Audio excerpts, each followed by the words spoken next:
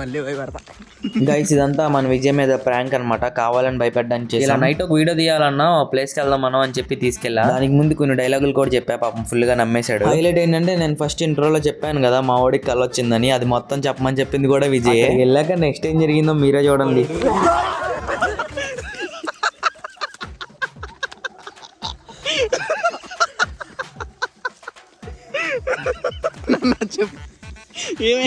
నన్ను సరిగ్గా చేశారా ఈ అమ్మ అసలు ఇంట్లో. అదే అలా పడతామని తెలుసు కానీ మరి కింద పడతామని తెలియదు.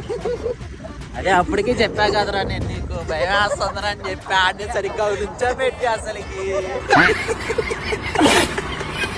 అలా చేసావు. మరి కింద పడ్డావు. 50 చచ్చిపోతా. నేను కూడా రెవెన్స్ తీసుకుంటా. సరేనా?